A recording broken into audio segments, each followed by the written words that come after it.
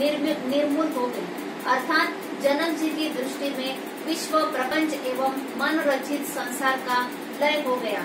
जैसे जागृत अवस्था में गहरी निद्रा, सुषुप्ति व स्वप्न संसार का पूर्ण लय हो जाता है, उसी प्रकार निराकार अखंड आत्मा के ज्ञान में समस्त साकार दृश्य प्रपंच जगत का प्रलय है। जैसे अग्नि व जल, प्रकाश अंधकार, दिन रात, आकाश पृथ्वी, ट्रेन की दोनों पटरी, द्वैत अद्वैत, साकार निराकार मिलन नहीं हो सकता। राजा जनक याज्ञवल्क्य ऋषि के पास वेद विद्या पढ़ने जाते थे और याज्ञवल्क्य ऋषि के 10,000 शिष्य, सन्यासी शिष्य थे, वो भी वहां पढ़ते थे। लेकिन जब तक जनक उस वेदशाला में आकर नहीं बैठते थे, याज्ञवल्क्य जी वेद कथा प्रारंभ नहीं करते थे। धीरे धीरे उन शिष्यों के मन में ये भाव जग गया कि हमारी वैल्यू, हमारी कोई इज्जत, हमारा सन्यास जीवन का कोई महत्व नहीं, हमारे गुरुजी राजा जनक को महत्व देते हैं। आपस में ऐसे करते करते 10,000 शिष्यों के अंदर एक मीटिंग हुई कि हम सब लोग जब पहुंच जाते हैं तो जाकर प्रार्थना करते कि गुरुदेव हम आ गए हैं, अब आप कथा शुरू कीजिए।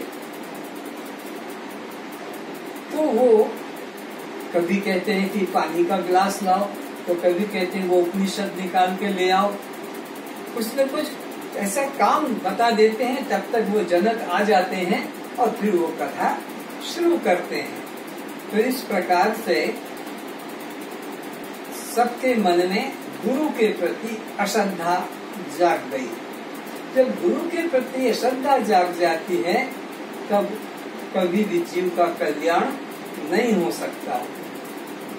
गुरु साक्षात परम ब्रह्म, ये भाव पूर्ण रूप से अडिग हो जाना चाहिए। चाहे गर्दन कट जाए कि कुछ भी हो जाए, लेकिन उसमें संदेह नहीं आना चाहिए। तो ये याज्ञवल्क्य जी ने जान लिया कि मेरे पाठशाला में पढ़ने वाले विद्यार्थियों के मन में अब मेरे प्रति श्रद्धा विचलित हो गई है, और क्या समझ गए कि गुरुजी राजा को महत्व देते हैं, हम सन्यासी को महत्व नहीं देते हैं। तो इनके मन में अगर ये संदेह रहेगा गुरु के प्रति, तो इनका सन्यास लेना भी व्यर्थ गया, जीवन भी व्यर्थ जाएगा। घर छोड़कर आए हैं, परिवार छोड़ के आए हैं और यहाँ रह रहे, गुरुकुल बदनाम हो जाएगा कि कितने साल रहे और कोई को ब्रह्म ज्ञान नहीं हुआ। तो इनके अंदर का ये विकार कैसे हटाया जाए। तो जनकपुरी में आग लग गई। नहीं, आश्रम में आग लग गई। सारी झोपड़ियां सन्यासियों की तो पर्ण कुटिया रहती है, घास फूस की, सब धधक धधक जलने लगी। सारे 10,000 शिष्य भागे। किस लिए भागे? क्योंकि वहां पर उनकी एक एक लिमोट थी, वो जल न जाए उसको लेने के लिए भागे। आग बुझ गई।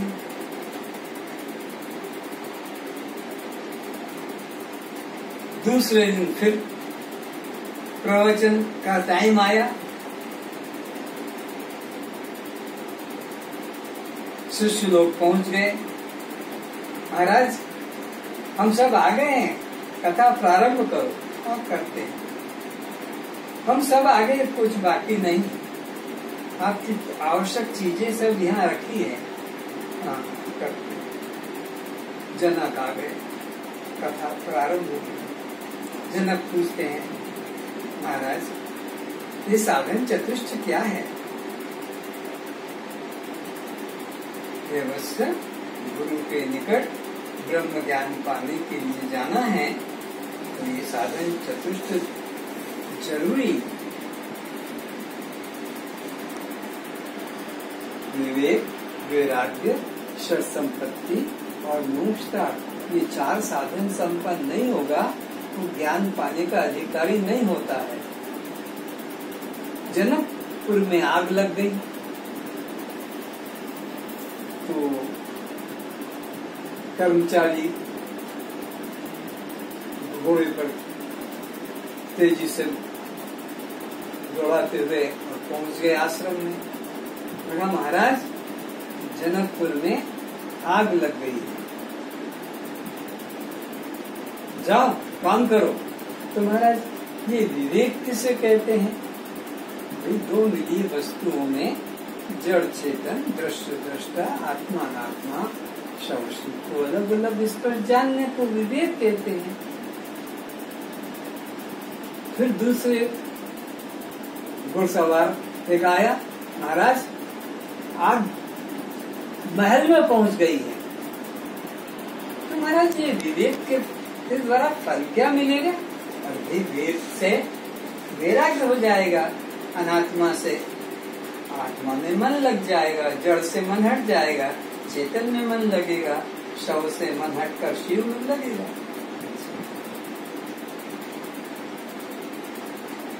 तो कह रहा है सैनिक, महाराज सुनिए सुनिए, महल में आग लग गई है तो क्या मैं जाके बुझाऊंगा? जाओ भगो। और तुम कैसे सीधे यहाँ गए आश्रम में बिना अनुमति के? तो महाराज ये षट संपत्ति क्या है? श्रम, दम, तितिक्षा, श्रद्धा, ये सब जरूरी है। इससे क्या होगा गुरुदेव? अरे गुरु के निकट बैठने का युक्ति होती है, मन को कैसे रखना चाहिए। संसार में मन भाग रहा है और यहाँ बैठा रहेगा तो कुछ नहीं होगा।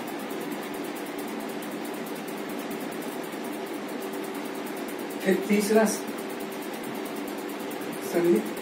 सैनिक आया कि महाराज राजमहल में आग पहुंच गई है, रानियां जल रही है। तो गुरुदेव ये श्रद्धा किसे कहते हैं?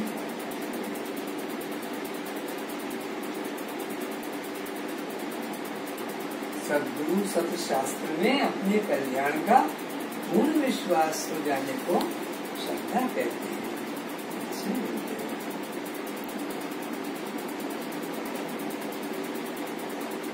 और वो आग बढ़ते बढ़ते फिर आश्रम में आ गई और आश्रम में आ गई तो 10,000 सन्यासी जो बैठे थे वेदांत तत्व सुन रहे थे और विषय चल रहा था साधन चतुष्ट किसे कहते हैं और उसमें बताया जा रहा था कि श्रद्धा किसे कहते हैं, तितिक्षा किसे कहते हैं। तो तितिक्षा की परिभाषा बता रहे हैं गुरुदेव कि अपने लक्ष्य के पाने में जो विघ्न, जो कष्ट, जो हानि हो सबको सहन करते और लक्ष्य की तरफ बढ़ना, ये परिभाषा चल रही है तितिक्षा की। और वो आग राजमहल से बढ़ते बढ़ते आश्रम में आ गई और आश्रम में सब कुटिया में वो आग फैल गई।